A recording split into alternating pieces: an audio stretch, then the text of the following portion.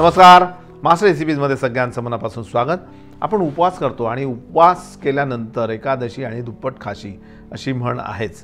मग उपवासाच्या दिवशी खरं तर लंघन करायचं असं काहीच खायचं नसतं, पण आपल्याकडे परंपरा रूढी काय जे काय असेल ते बदलत गेले आणि उपवासाचे पदार्थ वाढत गेले।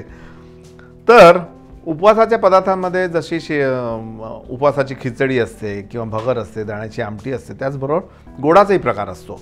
आणि गोडाच्या प्रकारामध्ये मग काय तर बटाट्याचा शिरा येतो आणि एक प्रकार येतो तो शिंगाड्याच्या पिठाचा शिरा। तर शिंगाड्याच्या पिठापासून आमच्या विदर्भामध्ये शेव सुद्धा बनवतात, त्याच्यानंतर जिलबी बनवतात आणि हा हलवा सुद्धा किंवा शिरा सुद्धा बनवतात। आपण बनवूयात शिंगाड्याच्या पिठाचा शिरा। यासाठी आपल्याला लागेल शिंगाड्याचं पीठ साधारण 1 वाटी, गूळ आपण घेतला आहे पाऊण वाटी, पाव वाटी घेणार साखर, त्याच्यानंतर मनुका, चिमूटभर मीठ, साजूक तूप आणि 1 वाटी दूध। सगळ्यात पहिले तूप आपण कढईत टाकू। जसं आपण 1 कप दूध घेतलं तर साधारण 1/4 कप पाणी घेतलं। तूप गरम झाल्यावर त्यामध्ये 1 चिमूटभर मीठ आणि शिंगाड्याचं पीठ छान व्यवस्थित मिसळून घ्यायचं। खूप सुंदर असा याचा रंग येतो। पण एक गोष्ट आहे की जेव्हा आपण रव्याचा शिरा बनवतो त्याप्रमाणे हे असं मोकळा किंवा असा ड्राय टाईप होणार नाही। तूप सुटेस्तोवर याला आपण व्यवस्थित भाजून घेऊ आणि हे भाजता भाजता एक छान असा सुगंध येतो त्याला।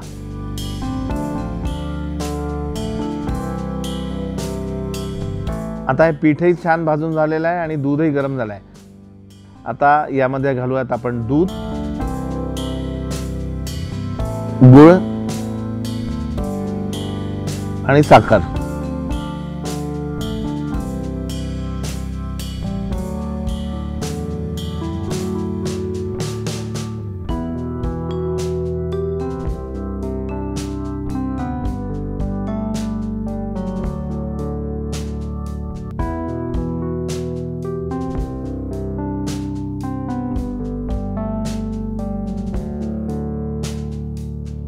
त्यावर हे छान पिस्त्याचे काप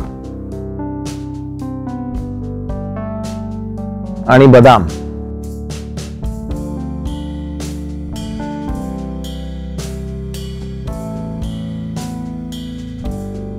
तर अशा प्रकारे आपला हलवा तयार झालेला आहे आणि हा हलव्यामध्ये पूर्ण गूळ घेतला तर जास्त चांगलं, ते कॉम्बिनेशन ॲक्च्युली छान होतं।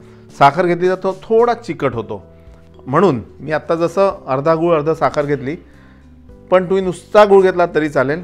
आणि नक्की बनवा, तयार करा, केल्यानंतर लाईक करा, सबस्क्राईब करा, शेअर करा। पण हे कधी जर तुम्हाला हा प्रकार आवडला तरच। पाहत राहा मास्टर रेसिपीज।